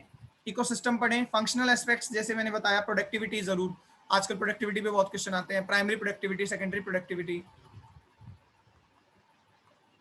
Top down control, bottom up control, बहुत सी चीज होती हैं. जब आप प्रोडक्टिविटी पढ़ेंगे, जितना डिटेल में जाएंगे आपको खुद पता चलेगा. Ecological pyramids, food chain. ठीक है, पिरामिड पर भी क्वेश्चन आ सकता है सिंपली कि एक इकोसिस्टम है, मान लीजिए फॉरेस्ट है, तो उसका पिरामिड ऑफ नंबर क्या रहेगा. इस तरह के क्वेश्चंस भी आते हैं. कम्युनिटीज पर क्वेश्चन आता है, ऑलरेडी डिस्कस्ड. और अगर बॉटनी आप पढ़ रहे हैं तो फाइटोजियोग्राफी पर भी क्वेश्चन आ सकते हैं. इंडिया में या कोई भी आपका पर्टिकुलर स्टेट है तो स्टेट के लिए भी पूछा जा सकता है, किस टाइप के प्लांट मिलते हैं, क्या मेसोफाइट है, जेरोफाइट है या हाइड्रोफाइट है. इस तरह की चीजों पर भी क्वेश्चन आ सकते हैं. ये बात हुई इकोलॉजी की. तो ये कुछ टेक्निकल सब्जेक्ट्स थे. इसके अलावा ईवीएस से भी क्वेश्चन आ सकते हैं. ईवीएस एक जनरल सब्जेक्ट है, आप जानते हैं, पॉल्यूशन हो गया. ठीक है, एनवायरमेंटल मैनेजमेंट है, एनवायरमेंटल केमिस्ट्री है, इन सब चीजों के ऊपर भी पर्टिकुलरली एमएससी बॉटनी में ज्यादा क्वेश्चन पूछे जा सकते हैं. अगर जूलॉजी का एंट्रेंस है तो इवोल्यूशन पर क्वेश्चन आ सकते हैं. ठीक है, इवोल्यूशन में इवोल्यूशन की थ्योरीज आ सकते हैं कि जनरली जो लेमार्क का थ्योरी था वो डार्विन की थ्योरी से कैसे डिफरेंट है. ठीक है, अलग अलग तरह के थ्योरीज आते हैं. और भी जो साइंटिस्ट रहे उन्होंने अपना वर्क किया. एवोल्यूशन, लाइफ कैसे इवॉल्व हुई, इसके ऊपर क्वेश्चन आ सकते हैं. ठीक है, तो एनिमल्स में ज्यादा आते हैं क्वेश्चन. इवोल्यूशन में मैन का इवोल्यूशन आ सकता है, हॉर्स का एवोल्यूशन आ सकता है. जनरली जो भी केस स्टडीज आपने पढ़े हो आपके पर्टिकुलर सिलेबस में, man evolution is most important. उसके अलावा एनिमल बिहेवियर पर क्वेश्चन आ सकते हैं इवोल्यूशन में. ठीक है, एनिमल बिहेवियर में वेरियस एनिमल बिहेवियर है. मेटिंग के लिए क्या बिहेवियर रहता है. ठीक है, प्रोगाइनी क्या है, प्रोमिस्कस क्या है. ठीक है, बहुत से सेक्स प्रेजेंट हो, एक सेक्स के लिए अवेलेबल हो, तो एनिमल बिहेवियर पर क्वेश्चन आ सकते हैं. उसके अलावा प्रिडेशन पर, प्रिडेशन जो बिहेवियर है, कैसे शिकार करते हैं एनिमल्स, इस पर क्वेश्चन आ सकते हैं पर्टिकुलरली इवोल्यूशन में. ठीक है, कुछ और थ्योरीज होती है जैसे रेडिक्यून हाइपोथेसिस है. उसके अलावा आपका जो है एक पर्टिकुलर कंसेप्ट होता है प्रिडेशन और प्रे के लिए, प्रे प्रिडेशन रिलेशन, उस पर जो क्वेश्चन आ सकते हैं. एक साइंटिस्ट थे, मुझे नाम याद नहीं है अभी रिसेंटली. तो प्रे प्रेडेटर रिलेशनशिप पर भी क्वेश्चन आ सकते हैं किसके अंदर, एवोल्यूशन के अंदर. ठीक है, तो इस तरह के कुछ टॉपिक हैं. जैसे रेडिक्यून हाइपोथेसिस मैंने बताया, ट्रेड ऑफ इन एवोल्यूशन. ऐसे बहुत से कैरेक्टर हैं जो डेवलप नहीं हो पाए किसी दूसरे कैरेक्टर की वजह से. ठीक है, एक चीज को पाने के लिए दूसरी चीज को खोना पड़ता है, तो एक ट्रेड ऑफ एवोल्यूशन थ्योरी होती है, उस पर भी क्वेश्चन आ सकते हैं. और जनरली जो थ्योरीज होती हैं जैसे लेमार्किज्म या डार्विनिज्म, ये तो इंपॉर्टेंट है ही. चलिए अब आते हैं हमारे कोर बॉटनी पोर्शन पर. यानी अगर आप एमएससी बॉटनी एंट्रेंस की भी प्रिपरेशन करते हैं तो आपको ऊपर दिए गए अप्लाइड सब्जेक्ट्स को जरूर पढ़ना पड़ेगा। लेवल डिपेंड करता है, अगर ओनली लाइफ साइंसेज का एंट्रेंस दे रहे हैं तो उनको बहुत ज्यादा डिटेल में पढ़ें। अगर एमएससी बॉटनी का एंट्रेंस दे रहे हैं तो एटलीस्ट जितने ओवरव्यू मैंने टॉपिक बताए उनके बारे में आपको क्लियर होना चाहिए, ठीक है। तो कोर बॉटनी सब्जेक्ट्स में सबसे पहले हम लोअर बॉटनी की यानी किंगडम्स की बात करते हैं या डाइवर्सिटी की बात करते हैं। तो बहुत से डिवीजन है, जैसे कि एल्गी, सबसे लोअर डिवीजन एल्गी है। एल्गी में ही साइनोबैक्टीरिया भी इंक्लूड किए जाते हैं। आप साइनोबैक्टीरिया को चाहे माइक्रोबायोलॉजी में पढ़ सकते थे या यहाँ भी पढ़ सकते हैं। अब देखिए algae as a general subject बहुत वाइड है, तो एल्गी में आपको हर एक जीनस और हर एक जीनस का एक एक कैरेक्टर याद रहे ऐसा पॉसिबल नहीं है, और ऐसा जनरली जो है करना भी नहीं है। तो एल्गी में ओवरव्यू यानी आपको क्लासेस पता हो कौन कौन से क्लासेस हैं, जैसे क्लासिफाई किया जाता है कलर के बेसिस पर। क्लोरोफाइटा है ग्रीन एल्गी, रोडोफाइटा है रेड एल्गी, फियोफाइटा है ब्राउन एल्गी। तो क्लासेस सारे पता हो, एक टेबल होता है, ये तो 10+2 लेवल से ही चलता है, 10+1 लेवल से ही। उस टेबल में आपको इनके पिगमेंट्स पता हो, कौन से क्लास में किस तरह के पिगमेंट्स मिलते हैं, कौन सा फूड रिजर्व है। 100% इस एरिया से क्वेश्चन आता है, कौन से क्लास में कौन सा फूड रिजर्व है, किस तरह का पिगमेंट है, ठीक है, कौन से जो है पर्टिकुलर केमिकल्स पाए जाते हैं किसी एल्गी के अंदर, क्या उनकी इकोनॉमिक इंपॉर्टेंस है। ये भी बहुत इंपॉर्टेंट पोर्शन है, इकोनॉमिक इंपॉर्टेंस क्या है एल्गी की। और वेरियस क्लासेस के कुछ यूनिक जो मेंबर हैं, ठीक है, उन यूनिक मेंबर्स के कुछ यूनिक फीचर हो सकते हैं, यानी कुछ ऐसे फीचर हैं जो किसी एक मेंबर के लिए ही क्या होते हैं, यूनिक होते हैं। तो उन एटलीस्ट उन यूनिक फीचर्स को हम याद रखें। लाइफ साइकिल एल्गी की याद रखें। सभी प्लांट्स के अंदर सीड नहीं बनते, आपको पता होना चाहिए किन से कौन से डिवीजन ऐसे हैं जिनमें सीड नहीं बनते। एल्गी में इवन एम्ब्रियो भी नहीं बनता, ठीक है, सीड नहीं बनता टेरिडोफाइट तक। तो ये सब कैरेक्टर जो है लाइफ साइकिल से हमें क्लियर होते हैं। आपसे अगर पूछा जाए कि कहाँ जो है स्पोरोफाइट होता है एल्गी का, कहाँ गैमिटोफाइट होता है एल्गी का, तो you should be very clear और you should be very differentiated. Algae के अंदर ब्रायोफाइट के अंदर इनमें गैमिटोफाइट डोमिनेंट होता है, जबकि हायर प्लांट जो होते हैं जैसे जिम्नो या एंजियोस्पर्म, इनमें स्पोरोफाइट जो होता है वो डोमिनेंट होता है। तो अलग अलग क्लास पढ़े, उनके मोस्ट इंपॉर्टेंट मेंबर्स पढ़े, ठीक है। उसके अलावा अप्लाइड फाइकोलॉजी यानी जो इसके इकोनॉमिक इंपॉर्टेंस है वो पढ़े। फिर बता रहा हूं इस एरिया से क्वेश्चन 100% आते हैं इस टेबल से कि फूड रिजर्व क्या है, कौन से पिगमेंट प्रेजेंट है उनके अंदर, क्या कलर है एल्गी का, और कौन कौन से मेंबर है, ठीक है। इसी तरह से ये तो बात रही एल्गी के बारे में। सिमिलरली फंगस हालांकि एक सेपरेट किंगडम है, बट फंजाई भी बॉटनी के अंदर पूछी जाती है। हो सकता है फंजाई का कोई पोर्शन जो है प्रैक्टिकल एप्लीकेशन कोई इकोनॉमिक इंपॉर्टेंट जूलॉजी में भी पूछ लिया जाए, बट मेनली बॉटनी के अंदर पूछी जाती है। तो सिमिलर सब कुछ ओवरव्यू, उनका क्लासिफिकेशन सिस्टम, उनके इकोनॉमिक इंपॉर्टेंस, फंगस में भी यही सब पूछे जाते हैं, ठीक है। फिर इसी तरह से आप ब्रायोफाइट पढ़ेंगे।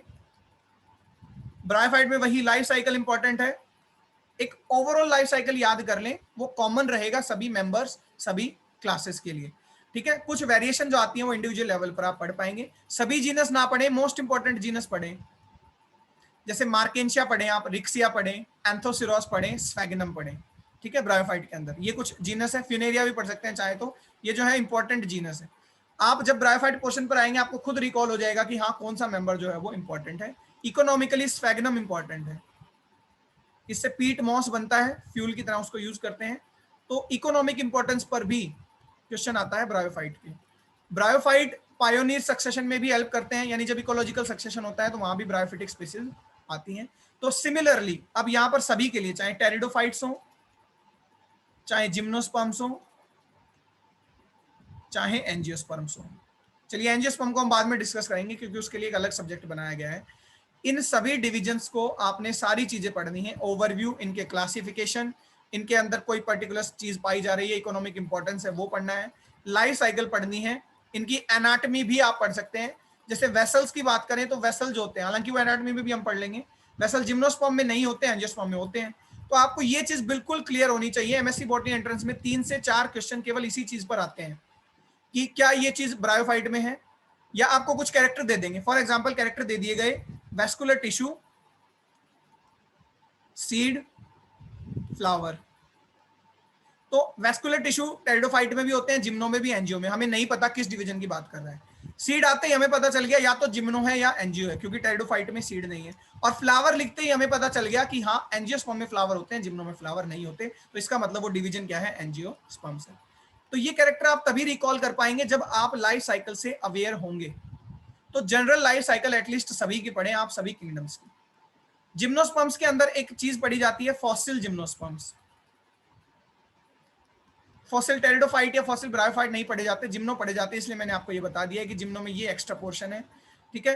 टेरिडोफाइट में सीड हैबिटाट पढ़ा जाता है, evolution of seed habitat, plus एक और टॉपिक होता है इंपॉर्टेंट, स्टीलर सिस्टम।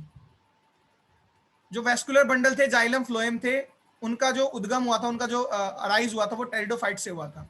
तो स्टीलर सिस्टम के बारे में पढ़ें, ये भी एक बहुत इंपॉर्टेंट टॉपिक है, 100% क्वेश्चन आता है इसमें स्टीलर सिस्टम पर, ठीक है। ये जो मैं 100% बता रहा हूँ, एटलीस्ट ये टॉपिक आपको बहुत अच्छे से प्रिपेयर होने चाहिए। एम्ब्रियोलॉजी में भी बताऊंगा टाइप ऑफ ओव्यूल पर या टाइप ऑफ एम्ब्रियो सेक पर क्वेश्चन आता है। यहाँ अभी मैं किंगडम की बात कर रहा हूँ केवल, ठीक है। तो ये सभी तरह के डिवीजन प्लांट के, इनको अच्छी तरह से पढ़ें, इंडिविजुअल मेंबर लेवल पर जाकर नहीं पढ़ना है। अगर पूछ भी लिया जाए कोई स्पेसिफाइड जीनस, तो एक आध ही पूछे जाते हैं जिनकी कोई खासियत है, अदरवाइज हर एक जीनस नहीं पढ़ना आपने। एल्गी में सारे जीनस नहीं पढ़ने, एल्गी में ओवरव्यू पढ़ना है क्लासेस का, और लाइफ साइकिल जरूर पढ़नी है। तीन चीजें, ओवरव्यू, लाइफ साइकिल और इकोनॉमिक इंपॉर्टेंस, इनसे मोस्ट क्वेश्चंस जो है वो बनते हैं, ठीक है। जिम्नोस्पर्म में फॉसिल जिम्नोस्पर्म आते हैं, और स्टीलर सिस्टम टेरिडोफाइट में ये इंपॉर्टेंट है। तो ये तो बात रही किंगडम की, ठीक है। ये तो सबसे इंपॉर्टेंट पार्ट हो ही गया। बॉटनी के एंट्रेंस में 50% अप्लाइड साइंस, 20% किंगडम से क्वेश्चन आ जाते हैं, देखिए कितना इंपॉर्टेंट पार्ट है। और बचे 30% में अब बाकी के कोर सब्जेक्ट, जैसे एनाटॉमी, जैसे फिजियोलॉजी, जैसे टेक्सोनॉमी, ठीक है। तो किंगडम का एक मेजर पार्ट होता है बॉटनी एंट्रेंस में, और उसमें भी एल्गी में ज्यादा आते हैं क्वेश्चन। चलिए अब बाकी जो हम टॉपिक उनको बता देता हूं मैं आपको। प्लांट एनाटॉमी, प्लांट एनाटॉमी जितनी अंडर ग्रेजुएशन लेवल पर पढ़ी जाती है दैट इज इनफ। इसमें अलग से हम जो है सारे टिश्यूज पढ़ते हैं, प्लांट के टिश्यू सिस्टम पढ़ते हैं हम, टाइप ऑफ वेस्कुलर बंडल पढ़ा जाता है, टिश्यू सिस्टम पढ़े जाते हैं, पर्टिकुलरली स्टेम की एनाटॉमी पढ़ी जाती है, ठीक है। सेकेंडरी ग्रोथ पढ़ी जाती है, एबनॉर्मल सेकेंडरी ग्रोथ पढ़ी जाती है। एटलीस्ट एक दो केसेस पढ़े आप एबनॉर्मल सेकेंडरी ग्रोथ के, जरूरी नहीं है सारे पढ़ने, बहुत से केसेस हैं, सैकड़ों केसेस, सारे नहीं पढ़ने। ड्रेसियाना या बोयरेविया आप पढ़ सकते हैं। उसके अलावा सेकेंडरी ग्रोथ में हर तरह का कैम्बियम, वेस्कुलर कैम्बियम और कॉर्क कैम्बियम, इनकी स्ट्रक्चर और फंक्शन पढ़ें, कैसे ये एक्टिविटी शो करते हैं। वेस्कुलर कैम्बियम पर क्वेश्चन आ सकते हैं 100%, मोस्ट इंपॉर्टेंट है, ठीक है। रूट एनाटॉमी पढ़ें, रूट एनाटॉमी में मोनोकोट एज वेल एज डायोकोट। जब एनाटॉमी पढ़ी जाती है फ्लावरिंग प्लांट्स यानी एंजियोस्पर्म्स की, तो मोनोकोट और डायोकोट दोनों की पढ़ी जाती है। अब यहाँ क्वेश्चन कैसे बनते हैं, यहाँ डायग्रामेटिक क्वेश्चन बन सकते हैं। आपको एक रूट दे दी जाए और पूछ लिया जाए क्या ये डायोकोट है या मोनोकोट रूट है, तो आपको आइडेंटिफिकेशन उनका आना चाहिए। जब आप अच्छे से पढ़ेंगे तभी आइडेंटिफाई कर पाएंगे। इसी तरह से लीफ एनाटॉमी में,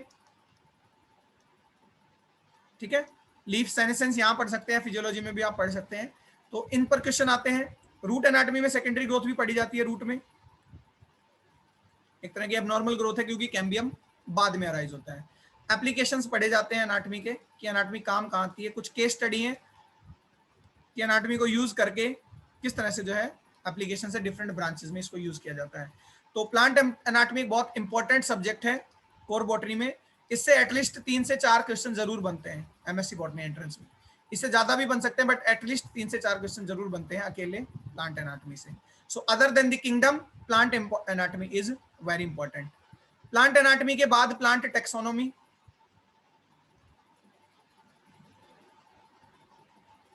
प्लांट टेक्सोनोमी में मेनली एंजियोस्पर्म्स पढ़े जाते हैं और एंजियोस्पर्म्स की भी फैमिलीज। तो एंजियो टेक्सोनोमी के प्रिंसिपल्स यानी क्लासिफिकेशन कैसे करते हैं, नॉमेनक्लेचर कैसे करते हैं, नेमिंग के लिए क्या रूल्स हैं पर्टिकुलरली बॉटनी के, ठीक है, आइडेंटिफिकेशन के टूल्स क्या हैं, कैसे पहचाना जाता है किसी प्लांट स्पेसिमेन को, और बहुत सारी फैमिलीज हैं। सारी फैमिली नहीं पढ़नी, कुछ फैमिलीज के यूनिक फीचर हैं जो इंपॉर्टेंट है, ठीक है, जैसे मेलविएसी, स्टेमिनल ट्यूब पाया जाना। इसके अलावा सोलेनेसी जरूर पढ़ें आप, फैबिएसी जो लेग्यूमिनेसी फैमिली है ये जरूर पढ़ें, पोएसी अनाज की जो फैमिली है ये भी इंपॉर्टेंट है, ठीक है। इसके अलावा एस्ट्रेसी, ये 5 फैमिली मोस्ट इंपॉर्टेंट है, एटलीस्ट ये तो आप जरूर पढ़ें। इनके फ्लोरल फार्मूला, फ्लोरल डायग्राम।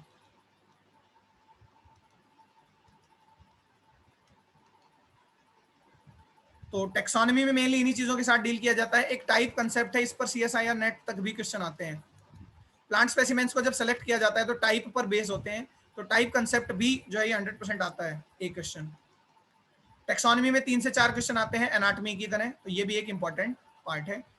इसके अलावा अब कोर बॉटनी की बात करें तो सबसे मेन जो सब्जेक्ट आता है, ठीक है, बॉटनी की आन बान शान, प्लांट फिजियोलॉजी एंड मेटाबॉलिज्म, इसी में प्लांट बायोकेमिस्ट्री भी इंक्लूड कर लेते हैं। तो मेटाबॉलिक फंक्शंस जैसे कि रेस्पिरेशन, रेस्पिरेशन हालांकि कॉमन है जूलॉजी के लिए भी और बॉटनी के लिए भी। फोटोसिंथेसिस मेनली प्लांट के लिए है। नाइट्रोजन मेटाबॉलिज्म, अकेले इन 3 टॉपिक से ही अभी तक जो मैंने लिख दिए 6 से 7 क्वेश्चन आ चुके होते हैं। पूरे प्लांट फिजियोलॉजी और मेटाबॉलिज्म से 15 के करीब क्वेश्चन आते हैं, ठीक है। सबसे ज्यादा इंपॉर्टेंट यही है कोर सब्जेक्ट्स में। प्लांट ग्रोथ रेगुलेटर्स यानी हार्मोन्स, सारे हार्मोन्स का स्ट्रक्चर, फंक्शन, सिग्नलिंग। देखिए सिग्नलिंग भी बीएससी लेवल पर इंपॉर्टेंट है। मैं सिग्नलिंग लेकर आने वाला हूं अपकमिंग टाइम में वीडियोस में, सो वो आप चैनल पर देख सकते हैं। अदरवाइज मैक्सिमम प्लांट फिजियोलॉजी मैंने ऑलरेडी डिस्कस की हुई है। ग्रोथ एंड डेवलपमेंट, ठीक है, जैसे फोटोपीरियोडिज्म है, जैसे वर्नलाइजेशन है, फ्लावरिंग कैसे होती है, फ्लावरिंग के जीन्स इंपॉर्टेंट है। ये पूरा ही इंपॉर्टेंट पोर्शन है जिसमें 6 से 7 क्वेश्चन आ रहे हैं, मैंने बताया। नाइट्रोजन मेटाबॉलिज्म, हार्मोन से अकेले से 3 से 4 क्वेश्चन आ जाते हैं, ठीक है। उसके अलावा स्ट्रेस फिजियोलॉजी, कैसे ये बायोटिक फैक्टर प्लांट को परेशान कर सकते हैं। प्लांट सेकेंडरी मेटाबोलाइट, 1 से 2 क्वेश्चन यहां से आ जाते हैं।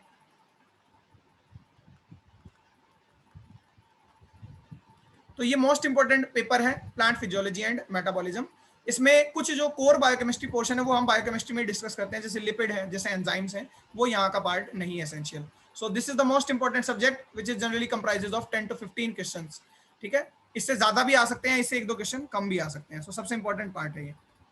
इसके अलावा देखिए कुछ पार्ट में डिस्कस करता हूँ जो कोर सब्जेक्ट्स हैं बॉटनी के। इकोनॉमिक बॉटनी, इकोनॉमिक बॉटनी भी प्लांट फिजियोलॉजी की तरह बहुत इंपॉर्टेंट है। जिस पैटर्न या जिस डिजाइन से मैं आपको बताए जा रहा हूं, ठीक है, हो सकता है आपको बहुत लेंथी या बहुत टिपिकल सा ये सिलेबस लगे, बट एग्जैक्टली जो स्ट्रेट फॉरवर्डली मैंने टॉपिक लिखे हैं, each and every topic is very important. आप जब प्रीवियस ईयर पेपर देखेंगे तो you will realise, yes, economic botany की जैसे मैंने बात करी तो डीयू एंट्रेंस में भी 5 से 6 क्वेश्चन इकोनॉमिक बॉटनी से होते हैं, तो वो डायरेक्ट पूछे जाते हैं इन्हीं टॉपिक्स पर जिस तरह से मैं लिख रहा हूँ। जैसे इकोनॉमिक बॉटनी में अलग अलग क्लासेस होती हैं, ठीक है, जैसे फाइबर यील्डिंग प्लांट है तो कॉटन पर, हेम्प पर, जूट पर इस तरह से क्वेश्चन आते हैं।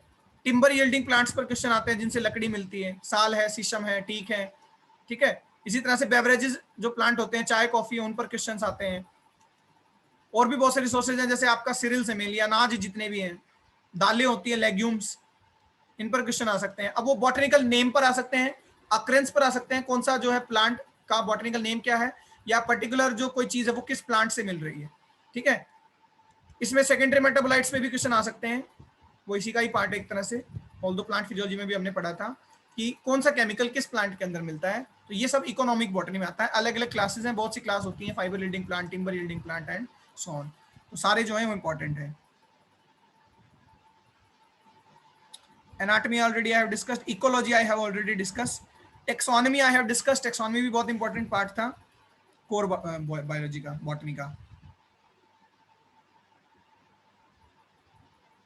इसके अलावा एक बहुत इंपॉर्टेंट पेपर और बचता है, रिप्रोडक्टिव बायोलॉजी ऑफ एंजियोस्पर्म्स, जिसको एम्ब्रियोलॉजी बोलते हैं। एम्ब्रियोलॉजी में 6 से 7 क्वेश्चन बनते हैं और वो बहुत इजी बनते हैं, ठीक है। एम्ब्रियोलॉजी का एक बहुत छोटा सा सिलेबस है, ये एक तरह की डेवलपमेंटल बायोलॉजी है, कैसे गैमेटोफाइट्स बनते हैं, कैसे गैमीट्स बनते हैं। तो माइक्रो और मेगा स्पोरोजेनेसिस, कैसे मेल स्पोर बनते हैं, और गैमेटोजेनेसिस, कैसे मेल गैमीट्स बनते हैं। सिमिलरली यहां भी mega sporogenesis, mega gametogenesis. Ploidy पर क्वेश्चन आते हैं बहुत, इनमें से कौन सा डिप्लॉइड है, इनमें से कौन सा ट्रिप्लॉइड है। तो प्लॉइडी बहुत आसान काम है, एंडोस्पर्म ट्रिप्लॉइड है, एंजियोस्पर्म्स में, जिम्नोस्पर्म्स में हैप्लॉइड है। कहाँ मेगास्पोर जो होते हैं वो हैप्लॉइड है, क्यों हो गए, वो मियोसिस से हो गए। तो ये सारी चीजें कंसेप्ट आप अच्छे से पढ़ें, प्लॉइडी पर क्वेश्चन आते हैं 100%। उसके अलावा एम्ब्रियो सैक के टाइप पर और ओव्यूल के टाइप पर क्वेश्चन आते हैं। ओव्यूल का डायग्राम दिया जा सकता है, फ्यूनिकुलस और एंड की तरफ से जो कंपेयर करके, या अलग अलग स्ट्रक्चर्स को कंपेयर करके आप याद सकते हैं ओव्यूल का टाइप क्या है। एम्ब्रियोलॉजी में पॉलिनेशन पर क्वेश्चन आते हैं, पॉलिनेशन एजेंट्स पर, स्नेल्स के थ्रू होता है तो किस क्या कहते हैं पॉलिनेशन को, ठीक है। बैट्स के थ्रू यानी चमगादड़ के थ्रू होता है तो क्या कहते हैं उसको, इस तरह के क्वेश्चन आते हैं। और एम्ब्रियोलॉजी में अगर बात करें मेनली तो सीड पर, सीड फिजियोलॉजी चाहे आप प्लांट फिजियोलॉजी में पढ़ सकते हैं या सीड यहाँ भी आप पढ़ सकते हैं। एम्ब्रियोजेनेसिस पर, डायकोट का एम्ब्रियोजेनेसिस, मोनोकोट का एम्ब्रियोजेनेसिस, स्टेजेस पर आ सकता है, कौन सी स्टेज पहले आएगी, हार्ट शेप, टॉर्पिडो शेप, ठीक है। उसके अलावा एंडोस्पर्म के टाइप पर, फ्रूट के टाइप पर, इस तरह से भी जो है क्वेश्चन आ सकते हैं। एम्ब्रियोलॉजी में कुछ और टॉपिक मैं देख देता हूं आपको जिनसे पर्टिकुलरली क्वेश्चन पूछे जा सकते हैं। This I am referring the syllabus of Delhi university, जो मैं देख रहा हूँ ये दिल्ली यूनिवर्सिटी का सिलेबस में रेफर कर रहा हूँ, यूजी लेवल का, बीएससी लेवल का, ठीक है। सो एम्ब्रियोलॉजी की अगर पर्टिकुलरली बात करें, एवोल्यूशन पे पहुंचे हैं, यस। तो पॉलन बायोलॉजी वो ऑलरेडी इसमें इंक्लूड हो चुकी है, ठीक है। माइक्रो एंड मेगास्पोरेंस में ओव्यूल इंपॉर्टेंट है, फर्टिलाइजेशन इंपॉर्टेंस है। एक बहुत इंपॉर्टेंट टॉपिक है सेल्फ इनकम्पेटिबिलिटी, यस, देखने से याद आता है, इस पर भी 100% एक क्वेश्चन आता ही आता है जरूर। ये दो तरह की होती है, गैमेटोफिटिक और सेल्फ स्पोरोफिटिक, तो जीएसआई एसएसआई इन पर क्वेश्चन आते हैं। कुछ छोटे वर्ड होते हैं एक एक लाइन के डेफिनेशन जिन पर क्वेश्चन आते हैं, जैसे पॉलीस्पोरी, ठीक है, हेट्रोस्पोरी या एपोमिक्सिस, पार्थेनोकार्पी, पार्थेनोजेनेसिस, ये जो मैं वर्ड लिख रहा हूं एक एक वर्ड इंपॉर्टेंट है। हेट्रोस्पोरी, होमोस्पोरी, टेरिडोफाइट में भी आप पढ़ेंगे हेट्रोस्पोरी एंड टेरिडोफाइट्स। तो इस तरह के जो है ये भी वर्ड बहुत इंपॉर्टेंट होते हैं, इन पर भी क्वेश्चंस आते हैं। एम्ब्रियोसाइट के टाइप पर क्वेश्चंस आते हैं। ये कुछ कोर सब्जेक्ट थे जो बॉटनी से बिलोंग करते हैं, ठीक है। दो सब्जेक्ट और हैं जो मैं ऑल्दो टेक्निकल में भी डिस्कस कर चुका हूं, एक तो प्लांट बायोटेक, हमने वहां बायोटेक डिस्कस किया था, ना कि प्लांट बायोटेक। एंड यहीं पर टिश्यू कल्चर लिख देता हूं मैं, एंड प्लांट टिश्यू कल्चर। देखिए पीटीसी से, प्लांट टिश्यू कल्चर से 2 से 3 क्वेश्चन जरूर आते हैं और प्लांट बायोटेक से 3 से 4 क्वेश्चन। ये कोर बॉटनी नहीं है, आप वहां इंक्लूड कर सकते हैं। तो इनमें वही आपका टेक्निक्स आती हैं, टूल्स आते हैं, जीन क्लोनिंग आती है बट प्लांट तक लिमिटेड। प्लांट के अंदर जीन ट्रांसफर के क्या टूल्स हैं, तो एग्रोबैक्टीरियम आता है इसमें, agrobacterium mediated gene transfer, direct जो है इनडायरेक्ट जीन ट्रांसफर का ही मेथड है। प्लांट के अंदर ट्रांसफरेशन मेनली हम इसी से करते हैं। डिफरेंट काइंड ऑफ जीन्स आते हैं यहीं पर, एप्लीकेशंस आती हैं। इसी तरह से टिश्यू कल्चर के अंदर भी माइक्रो प्रोपेगेशन, कैसे लैब के अंदर छोटे छोटे पौधे बनाकर उन्हें रोड साइड या कहीं भी जहां लगाना हो वहां प्रोपेगेट हम करा सकते हैं। कल्चर आते हैं अलग अलग, कल्चर मीडिया आता है, जहां आप ग्रो करा रहे हैं उस मीडिया का क्या कंपोनेंट्स है, उसके अंदर क्या क्या क्या हार्मोन डाले हैं, क्या ऑक्सीजन और जिब्रेलिन का रेशो है, ऑक्स साइटोकाइनिन रेशो पर भी क्वेश्चन आता है। ये आप हार्मोन में भी पढ़ सकते हैं, यहाँ भी पढ़ सकते हैं, ठीक है। तो इस तरह से जो है फाइनली एक ओवरऑल सेटअप प्रिपेयर होता है एमएससी बॉटनी एंट्रेंस का। ये कुछ मोस्ट इंपॉर्टेंट टॉपिक रहे हैं, किस लेवल तक पढ़ने हैं ये भी मैंने अपनी तरफ से जो है बेस्ट एक्सप्लेन किया है। कुछ टॉपिक्स अगर स्किप हो भी जाते हैं, एक दो टॉपिक, तो उनको हम बाद में भी किसी पार्ट में डिस्कस कर सकते हैं अगर यहाँ मुझे लगा कि वो स्किप हो गए। तो जिस लेवल तक जिस सीक्वेंस से हमने पढ़ना है, पर्टिकुलरली एमएससी बॉटनी एंट्रेंस, अब फाइनली आप जान गए होंगे कि अगर 100 क्वेश्चन आते हैं तो 50 क्वेश्चंस आते हैं कोर बॉटनी पोर्शन, यानी एनाटोमी से, यानी फिजियोलॉजी से, यानी टेक्सोनॉमी से, प्लांट बायोटेक या टिश्यू कल्चर इधर हम रखेंगे, उसके अलावा एम्ब्रियोलॉजी से, ठीक है, प्लांट फिजियोलॉजी हम लिख चुके हैं, डाइवर्सिटी से, किंगडम से, किंगडम्स खुद अपने आप में एक 20% पोर्शन कवर कर लेता है, क्योंकि एक किंगडम नहीं है, एल्गी अलग है, ब्रायो अलग है, टेरिडो, जिम्नो, एंजियो, बहुत से किंगडम्स हैं, तो उनके अलग अलग डिवीजन है, तो हर एक डिवीजन से बहुत से क्वेश्चन बनते हैं मेनली लाइफ साइकिल पर, ठीक है। एम्ब्रियोलॉजी ऑलमोस्ट इसका 5 to 10% कवर करती है, टेक्सोनॉमी 5% कवर करती है, फिजियोलॉजी इसका 15 to 20% कवर कर लेती है, एनाटॉमी भी 5% तक कवर कर लेती है इस 50% में से, ठीक है। और उसके अलावा एक दो सब्जेक्ट और, जैसे इकोलॉजी, ऑल्दो हम टेक्निकल में भी उसको ले सकते हैं, plant tissue culture particularly botany के लिए है, ठीक है, कोर बॉटनी का सब्जेक्ट है। उसके अलावा अगर बात करें हम जिम्नोस्पर्म भी उसी में आ चुके हैं। तो ये कुछ कोर बॉटनी सब्जेक्ट है जो मैंने आपको बताए थे सिलेबस डिस्कस वाइज, तो ये जनरली 50% रहते हैं, और फिर 50% ही जो है टेक्निकल सब्जेक्ट, जैसे सेल बायो, जैसे मॉल बायो, जेनेटिक्स एक्सेट्रा। तो इस तरह से पोर्शन रहता है ओवरऑल एमएससी बॉटनी एंट्रेंस का। अब आपको क्लियर हो गया होगा कि अगर आप एमएससी लाइफ साइंस में जाना चाहते हैं तो बॉटनी का पोर्शन बहुत रिसेसिव हो जाता है। वहां फिर आपको एनाटॉमी डिटेल में पढ़ने की जरूरत नहीं है, आपसे कोई नहीं पूछेगा कि रूट एनाटॉमी में और स्टेम एनाटॉमी में क्या डिफरेंस है। ठीक है, जब बॉटनी एंट्रेंस दे रहे हैं तभी आते हैं, और इनको बिल्कुल नेग्लेक्ट किया जा सकता है जीरो जब आप जूलॉजी का एंट्रेंस दे रहे हैं, तो वहां वो 50 क्वेश्चन बिल्कुल जूलॉजी के आ जाएंगे, entomology, developmental biology, human physiology and all that. So this is all about the MSc Botany entrance. I hope this video will help you. Thank you very much. Have a nice day.